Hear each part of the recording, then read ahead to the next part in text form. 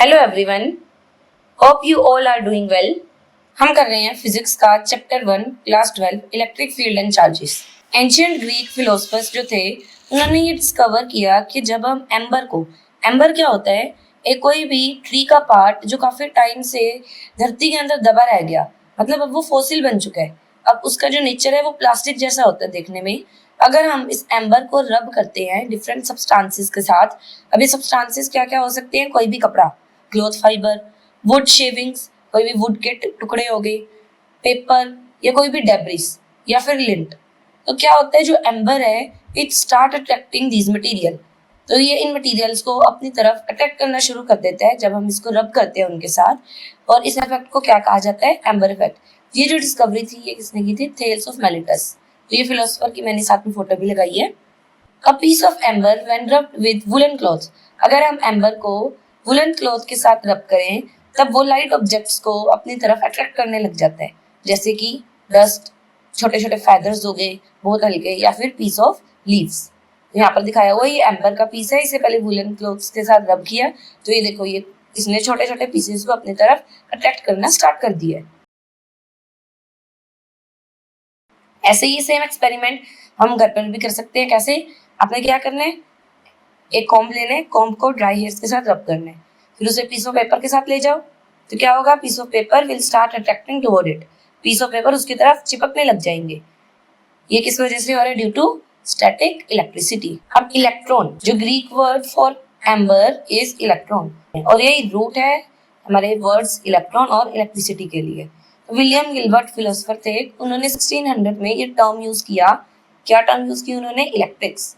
Electrics क्या होते हैं, ऐसे सब्सटेंसेस जैसे कि एम्बर और ग्लास व्हेन रब्ड विद, जिनको हम रब करें कुछ सब्सटेंसेस के साथ तो वो छोटे छोटे पीसेस ऑफ पेपर को अपनी तरफ अट्रैक्ट कर ले। ऐसे सब्सटेंसेस जो अट्रैक्ट करते हैं अपनी तरफ उनको क्या बोलते हैं, इलेक्ट्रिक्स। और ऐसे सब्सटेंसेस जो अपनी तरफ अट्रैक्ट नहीं करते पेपर बिट्स को, उनको क्या बोलते हैं, नॉन इलेक्ट्रिक्स।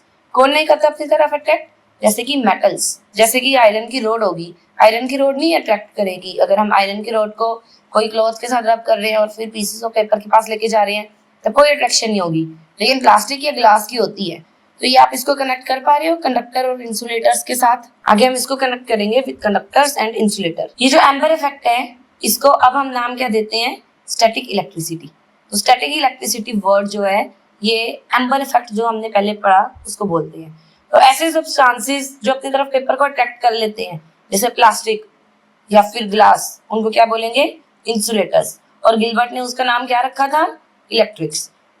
ऐसे सब्सटेंसेस जो अपनी तरफ पेपर को अट्रैक्ट नहीं करते, डू नॉट, जो अपनी तरफ अट्रैक्ट नहीं करते, उनको क्या कहते हैं हम, कंडक्टर्स। और गिलबर्ट ने उन्हें क्या बोला था, नॉन इलेक्ट्रिक्स। तो ये थोड़ा सा ध्यान रखने, कंडक्टर्स जो है वो नॉन इलेक्ट्रिक्स और जो इंसुलेटर्स हैं वो इलेक्ट्रिक्स। अब फर्स्ट टॉपिक इंपॉर्टेंट, ये तो हमारी इंट्रोडक्शन थी। अब इलेक्ट्रिक चार्ज क्या होता है, अमाउंट ऑफ एनर्जी और electron that passes from one body to another. Amount of electron कितने एक ऑब्जेक्ट से दूसरे ऑब्जेक्ट में ट्रांसफर हो रहे हैं बाय डिफरेंट मोड्स, जैसे कि कंडक्शन, इंडक्शन या और कोई स्पेसिफिक मेथड। अभी स्पेसिफिक मेथड के एग्जांपल क्या आ सकते हैं, जैसे रबिंग। तो इलेक्ट्रिक चार्ज क्या है, अगर डिफरेंट अमाउंट ऑफ कुछ इलेक्ट्रॉन्स ट्रांसफर हो रहे हैं from one body to another by different modes, जैसे कि कंडक्शन, इंडक्शन या कोई और मेथड जैसे कि रबिंग, उसको हम क्या बोलते हैं, electric charge. Electric charge scalar quantity है। इलेक्ट्रिक चार्ज की ऐसा यूनिट्स क्या होती है, कूलम। इलेक्ट्रॉन के ऊपर चार्ज कितना होता है हमें पता ही है, 1.6 × 10⁻⁻19 कूलम। मैटर में अगर सेम नंबर ऑफ इलेक्ट्रॉन, मतलब negative charge and positive charge दोनों अगर इक्वल हैं तब वो मैटर ओवरऑल क्या होगा, न्यूट्रल। अगर मेटल के पास एक्सेस नंबर ऑफ इलेक्ट्रॉन है तब हम क्या बोलेंगे कि मैटर की क्या है, मैटर के ऊपर क्या है, नेगेटिव चार्ज। अगर ऑब्जेक्ट के ऊपर डेफिशिएंसी है इलेक्ट्रॉन की, उसके पास इलेक्ट्रॉन की कमी है, मतलब क्या हो गया, उसके पास क्या है, positive charge, excess positive charge है उसके पास। Electro means electron, static means at rest.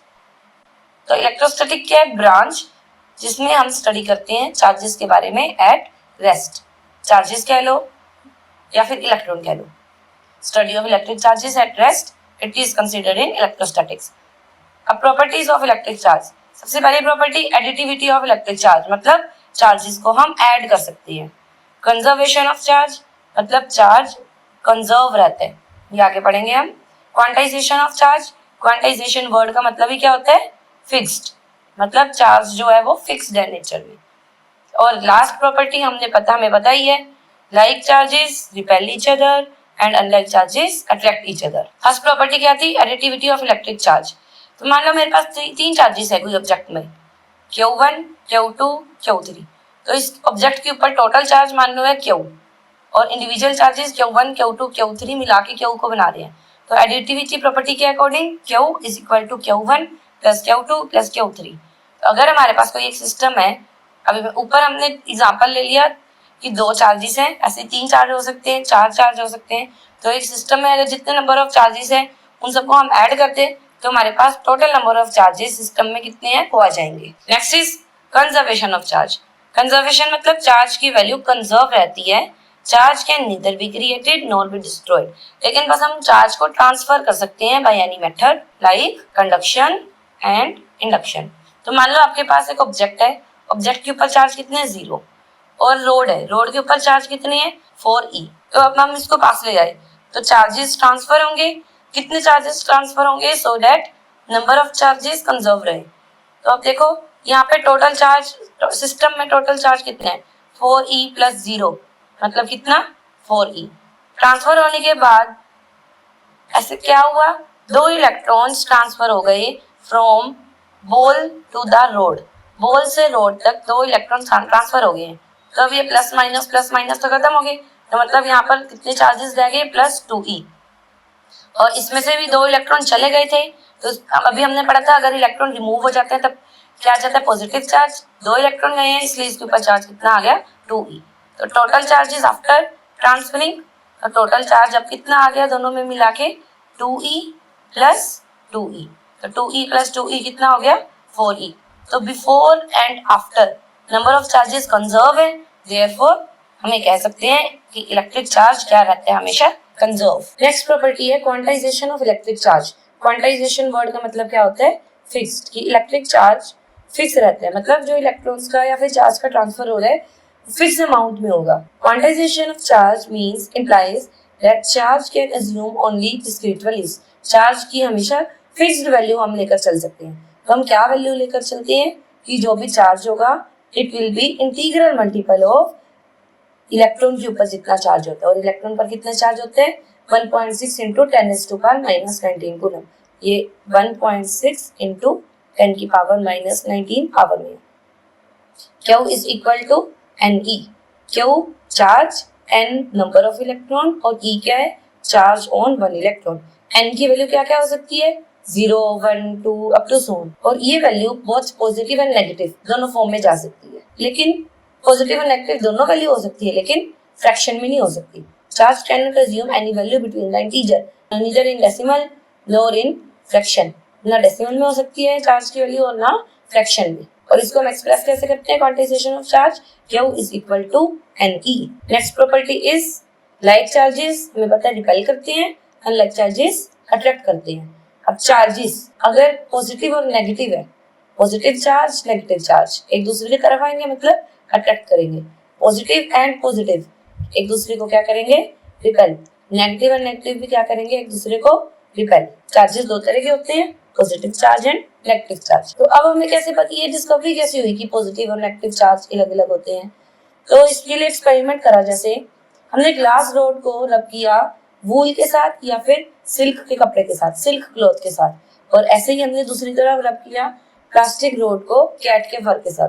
तब हम क्या ऑब्जर्व करेंगे कि जो ग्लास रोड है इसके ऊपर पॉजिटिव चार्ज आ रहा है और जो प्लास्टिक रोड है इसके ऊपर नेगेटिव चार्ज आ रहा है। जब ग्लास रोड को रब किया, मान लो अब हमारे पास दो ग्लास रोड है, दोनों ग्लास रोड को हमने रब किया विद वूल या फिर सिल्क क्लॉथ, उनके ऊपर पॉजिटिव चार्ज डेवलप हो गया। तो ये positive charge and positive charge, then glass rod will repel each other. तो ये ग्लास रोड एक दूसरे से दूर जाएंगी।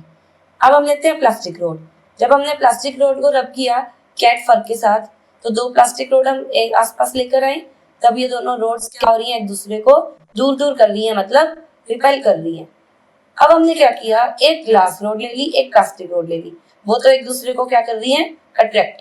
तो यहाँ से हमें पता चल गया टू टाइप ऑफ चार्जेस आ रहे थे। अगर हम ये सेम एक्सपेरिमेंट बॉल्स के साथ करते हैं, negative negative repel, positive positive repel, लेकिन नेगेटिव पॉजिटिव अट्रैक्ट। तो अगर मेरे पास ग्लास के ऊपर पॉजिटिव चार्ज आ रहा है तो इसका मतलब मेरा जिसके साथ मैंने उसे रगड़ा था, रब किया था, तो उसके ऊपर क्या चार्ज आना चाहिए? नेगेटिव। अगर प्लास्टिक के ऊपर नेगेटिव चार्ज आ रहा है, कैट फर के साथ हमने इसे रब किया था, तो कैट फर के ऊपर क्या चार्ज आना चाहिए? पॉजिटिव। तो बाय कन्वेंशन हम क्या लेकर चल रहे हैं? चार्जेस ऑन ग्लास रोड या फिर कैट फर। देखो, ग्लास रोड के ऊपर और कैट फर के ऊपर, दोनों के ऊपर चार्ज क्या आ रहा है? पॉजिटिव। ये कन्वेंशन लेकर चलेंगे। और प्लास्टिक और वूल, इनके ऊपर क्या चार्ज आ रहा है? नेगेटिव। इसका रीजन क्या है? क्योंकि इलेक्ट्रॉन्स का ट्रांसफर हुआ है फ्रॉम ग्लास टू वूल। और प्लास्टिक और कैट वाले फर में कैसे ट्रांसफर हुआ है? From cat fur to plastic rod. Plastic के पास इलेक्ट्रॉन्स ज्यादा हो गए तभी इसके पास नेगेटिव चार्ज आया। वूल के ऊपर इलेक्ट्रॉन्स ज्यादा हो गए इसलिए इसके ऊपर क्या चार्ज आया? नेगेटिव। और ग्लास रोड और कैट फर ने प्रोवाइड किए हैं ये electrons. The property which differentiate the two kind of charges, उसको हम क्या बोलते हैं? Polarity of the charge. Polarity of the charge मतलब कि चार्ज पॉजिटिव है या फिर चार्ज हमारा नेगेटिव है। अब हम कर रहे हैं triboelectric series. Triboelectric series क्या होता है? अगर हम मटेरियल्स को अरेंज कर दें कि क्या मटेरियल है जो बड़ी जल्दी से अपने इलेक्ट्रॉन्स को डोनेट करना चाहता है, तो अगर हम इस ऑर्डर में अरेंज कर देते हैं तो हमारे पास जो सीरीज आती है उसको बोलते हैं triboelectric series. Some materials are much more willing to donate electrons. कुछ ऐसे मटेरियल्स होते हैं जो बहुत जल्दी इलेक्ट्रॉन्स को डोनेट करते हैं और कुछ ऐसे मटेरियल होते हैं जो बहुत जल्दी इलेक्ट्रॉन्स को एक्सेप्ट करते हैं। तो अगर हम ऐसी एक लिस्ट बनाते हैं मटेरियल्स की जिसमें हम उनके एबिलिटी की वो कितनी आसानी से अपने इलेक्ट्रॉन्स को डोनेट कर रहे हैं, तो ये जो सीरीज हमें मिलेगी उसको क्या कहते हैं? Triboelectric series. Triboelectric series में देखो ऊपर की तरफ क्या है? ऐसे substances they which have more tendency to lose electron. तो अगर कोई सब्सटेंस इलेक्ट्रॉन को लूज कर रहा है तो उसके ऊपर क्या चार्ज आएगा? Positive charge. तो सबसे कम टेंडेंसी है वूल की, उससे ज्यादा मिका, उससे ज्यादा ग्लास, उससे ज्यादा हेयर, सबसे ज्यादा किसकी टेंडेंसी है? रैबिट फर। और ऐसे सब्सटेंसेस जिनकी टेंडेंसी है कि वो इलेक्ट्रॉन को गेन करे, सबसे कम tendency silk, then paper, then wood, फिर उससे ज्यादा amber, then balloon, then polystyrene, ये पॉलीमर होता है, एक्राइलिक, फिर उसके बाद पीटीएफई। सबसे ज्यादा टेंडेंसी किसकी है? पीटीएफई। पीटीएफई भी क्या है? एक तरह का पॉलीमर। ये तीनों पॉलीमर में आते हैं, पॉलीस्टाइरीन, एक्राइलिक और पीटीएफई। पॉली का मतलब होता है many, poly means many and मर मीन्स यूनिट। तो ऐसे सब्सटेंसेस जो बहुत छोटे छोटे यूनिट्स को जोड़कर बनते हैं उनको पॉलीमर कहते हैं। Now mode of transfer of charge. हमने पढ़ा कि चार्ज ट्रांसफरेबल है, हम चार्ज को ट्रांसफर कर सकते हैं। तो अब क्या मेथड्स हैं जिससे चार्ज का ट्रांसफर हो सकता है? तो तीन मेथड हैं। बाय रबिंग, रबिंग को हम और क्या कहेंगे? Bye frictional method. जब अगर हम फ्रिक्शन की हेल्प से ट्रांसफर कर रहे हैं चार्ज को, अगर हम फ्रिक्शन की हेल्प से ट्रांसफर कर रहे हैं रब करके, तब उसको क्या बोलेंगे? Method of transfer of charge by rubbing. Bye conduction, जिसमें हम एक अनचार्ज्ड बॉडी को और एक चार्ज बॉडी को आपस में टच करते हैं। तो कंडक्शन में जो टच है वो नेसेसरी है कि हमने अनचार्ज और चार्ज बॉडी को आपस में टच करना है। और बाय इंडक्शन, इंडक्शन में बस हमने एक चार्ज बॉडी को अनचार्ज बॉडी के पास लेकर आना है। तो अब हम इसे लाइन बाय लाइन डिस्कस करेंगे। First is charging by friction या फिर चार्जिंग बाय रबिंग। कुछ ऐसे सब्सटेंसेस होते हैं जिनके पास हाई इलेक्ट्रॉन एफिनिटी है, तो स्ट्रॉन्गली इलेक्ट्रॉन को वो क्या कर लेगा? अट्रैक्ट। जैसे हमने एक अनचार्ज क्लॉथ लिया और अनचार्ज प्लास्टिक की रोड ले ली, ये प्लास्टिक की रोड होगी और ये हमारे पास कोई एक क्लॉथ हो गया। हमने इसको रब करना शुरू किया तो अब क्या होगा? जो क्लॉथ है इसकी टेंडेंसी मोर है, more tendency to attract electron, more tendency to attract electron. तो ये इलेक्ट्रॉन को अपनी तरफ अट्रैक्ट करेगा, तो इसके ऊपर चार्ज क्या आ गया? Negative charge. रोड की टेंडेंसी की वो इलेक्ट्रॉन को देगा, तो उसके ऊपर क्या चार्ज आ गया? Positive charge. तो इसमें रबिंग की वजह से चार्ज आ रहे हैं, तो इस प्रोसेस को हम क्या करेंगे? Charging by friction. फ्रिक्शन क्यों आया? क्योंकि हम रगड़ रहे हैं। जब भी दो ऑब्जेक्ट्स कांटेक्ट में हैं, रब हो रहे हैं, तो फ्रिक्शन आएगी, तो फिर फ्रिक्शन अपना रोल प्ले कर रही है और इस वजह से इलेक्ट्रॉन्स का चेंज हो रहा है, इलेक्ट्रॉन्स मूव कर रहे हैं from rod to cloth. Next is charging by conduction. Conduction में हम टच से, अगर हम एक अनचार्ज्ड बॉडी को और एक चार्ज बॉडी को, जैसे नीचे डायग्राम में दिखाया हुआ है, नीचे डायग्राम में ये रोड है, रोड क्या है हमारे पास? अनचार्ज्ड, और जो स्फीयर है वो क्या है, चार्ज्ड। कौन सा चार्ज है स्फीयर के ऊपर, नेगेटिव चार्ज। तो नेगेटिवली चार्ज स्फीयर को अगर हम रोड के पास लेकर आते हैं और उसे टच करते हैं तब क्या होगा, इलेक्ट्रॉन ट्रांसफर होंगे। कहां से कहां ट्रांसफर होगा, फ्रॉम स्फीयर टू रोड। अगर स्फीयर से रोड तक इलेक्ट्रॉन का ट्रांसफर हो रहा है, इसका मतलब चार्ज रिडिस्ट्रीब्यूट हो रहा है। आधा चार्ज चला गया मेटल स्फीयर के पास और कुछ चार्ज आ गया मेटल रोड के पास। उसके बाद हम उन्हें सेपरेट कर देंगे। सेपरेट करने से हमने क्या देखा कि दोनों ऑब्जेक्ट्स जो है वो अब चार्ज हो चुके हैं। अब हम इसको पढ़ते हैं। Charging by conduction occur only when charge particle come in contact with neutral conductive medium. हमें हमेशा क्या चाहिए, एक चार्ज पार्टिकल चाहिए, मतलब एक चार्ज बॉडी चाहिए, और एक बॉडी क्या होनी चाहिए, uncharged. Charges are transmitted from charge substance to neutral substance. Neutral conductor में चार्ज ट्रांसफर हो जाएगा फ्रॉम चार्ज टू अनचार्ज। और ये जो मेथड है, ये 2 बार लाइन लिखी गई है, ये जो मेथड है उसे क्या बोलते हैं, चार्जिंग बाय टच। टच करने से जो चार्जिंग हो रही है उसको क्या बोलेंगे, चार्जिंग बाय कंडक्शन, या फिर इसका दूसरा नाम है चार्जिंग बाय टच। तो कंडक्शन में टच नेसेसरी है। नेक्स्ट मेथड है चार्जिंग बाय इंडक्शन। इंडक्शन में हमने ऑब्जेक्ट्स को टच नहीं करना, मतलब अनचार्ज ऑब्जेक्ट और चार्ज ऑब्जेक्ट को टच नहीं करना। Induction charging is a charging method in which a neutral object is charged without actually touching another charge object. मतलब हमने अनचार्ज ऑब्जेक्ट को चार्ज ऑब्जेक्ट के साथ टच नहीं करना, बस उसे उसके पास लेकर आना है। एग्जाम्पल देखते हैं। ये मान लो हमारे पास 2 स्फीयर्स हैं, A and B। Uncharged metal spheres हैं ये। हमने क्या किया, इनके पास एक पॉजिटिवली चार्ज्ड रोड लेकर आए। Presence of positive charge near A induces electron to move from B to A। अब क्या होगा, पॉजिटिव चार्ज के आने की वजह से जो इलेक्ट्रॉन्स हैं वो B से A की तरफ आना शुरू हो जाएंगे, क्योंकि ये दोनों ऑब्जेक्ट्स जो अनचार्ज थे वो तो हमने एक दूसरे के साथ टच किए हुए हैं। चार्ज्ड और अनचार्ज्ड को एक दूसरे के साथ टच नहीं करना। तो अब क्या हो रहा है, B से A तक इलेक्ट्रॉन्स आ गए और इलेक्ट्रॉन्स यहाँ A के साइड पर एक्यूमुलेट होना शुरू हो गए, इकट्ठा होना शुरू हो गए हैं, क्योंकि वहां पर पॉजिटिव चार्ज की रोड है।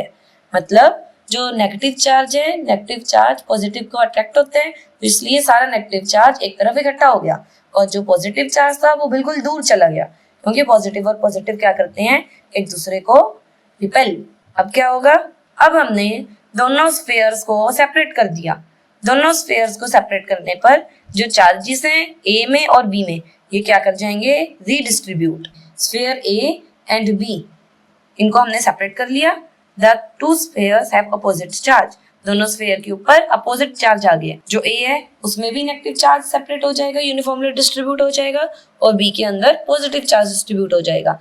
तो हमारे पास स्टार्टिंग में ऑब्जेक्ट्स कैसे थे, अनचार्ज्ड, और लास्ट में अब हमारे पास ऑब्जेक्ट्स क्या आ गए हैं, चार्ज्ड। तो ये हमने इंडक्शन मेथड से ऑब्जेक्ट्स को चार्ज कर लिया। Excess charge distribute uniformly over the spheres. अभी तक हमने क्या किया, 2 मेटल की स्फीयर्स लिए थे।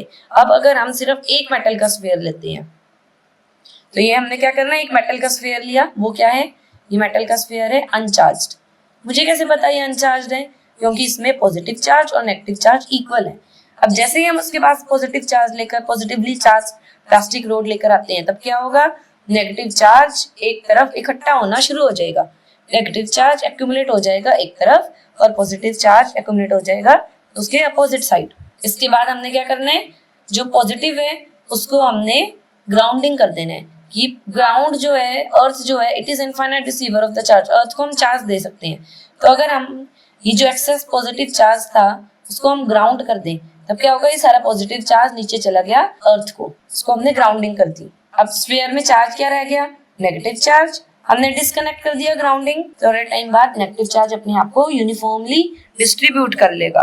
Removing of plastic rod, plastic की जो रोड लेकर आए थे उसको भी रिमूव कर दिया, तो तब क्या होगा, जो नेगेटिव चार्ज है वो अपने आप को अच्छे से यूनिफॉर्मली डिस्ट्रीब्यूट कर लेगा।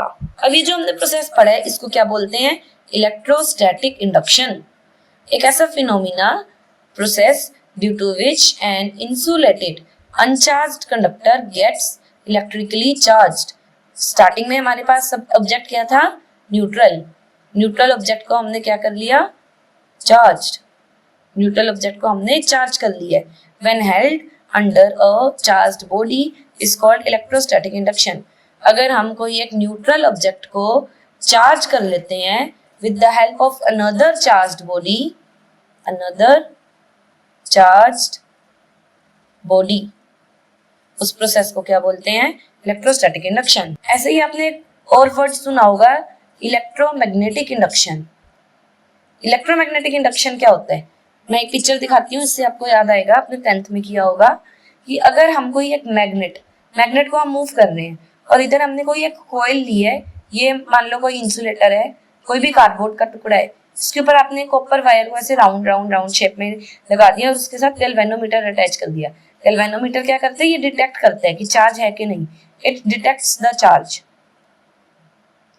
तो गैल्वेनोमीटर अटैच कर दिया एक कॉइल के साथ और यहाँ पर मैग्नेट है, मैग्नेट को मूव कर रहे हैं, मान लो आगे की तरफ लेकर जा रहे हैं, तो ये गैल्वेनोमीटर में डिफ्लेक्शन प्रोड्यूस होगी, गैल्वेनोमीटर में डिफ्लेक्शन आएगी, मतलब ये जो नीडल है या तो ये राइट को जाएगी या लेफ्ट को जाएगी। हम मान लेते हैं ये लेफ्ट में जा रही है, ये लेफ्ट में कब जाएगी? अगर हम मैग्नेट को मूव कर रहे हैं। जैसे ही हम मैग्नेट को मूव करेंगे तो ये जो नीडल है ये मूव करना शुरू हो जाएगी, मान लो लेफ्ट की तरफ। अगर मान लो हम मैग्नेट को पीछे की तरफ लेकर आ रहे हैं तो ये गैल्वेनोमीटर जो है वो मान लो राइट की तरफ डायरेक्शन अपनी शो कर रहा है। तो इस प्रोसेस को क्या बोल रहे हैं? Electromagnetic induction. मतलब मैग्नेट के मूव करने से, मैग्नेट के मूव करने की वजह से कोई ना कोई ईएमएफ जनरेट हो रही है। EMF is generated, current is generated, EMF is generated या फिर करंट इज जनरेटेड। तो इस प्रोसेस को क्या बोलेंगे? Electromagnetic induction. तो क्या होता है electromagnetic induction? It is a process in which conductor is put in a particular position. हमने कंडक्टर को कोई एक पर्टिकुलर पोजीशन में रखा, हमने इस केस में कंडक्टर की जगह क्या ले ली? हमारी कॉइल ही हमारा एक कंडक्टर का काम कर रही है। In a particular position and magnetic field keeps varying. Magnetic field को हम चेंज कर रहे हैं, जो हमने अभी डिस्कस किया है उसमें मैग्नेटिक फील्ड को कैसे चेंज कर रहे हैं? मैग्नेट को मूव करके। या फिर एक और काम भी कर सकते हैं, आपको मैग्नेट को नहीं मूव करना तो आप कंडक्टर को मूव कर लो। तो इस प्रोसेस में क्या होगा? अगर हम मैग्नेट को या फिर कंडक्टर को मूव करते हैं तो इस प्रोसेस में क्या होता है? एक ईएमएफ जनरेट होती है और ये ईएमएफ की जनरेशन हमें कहाँ से दिख रही है?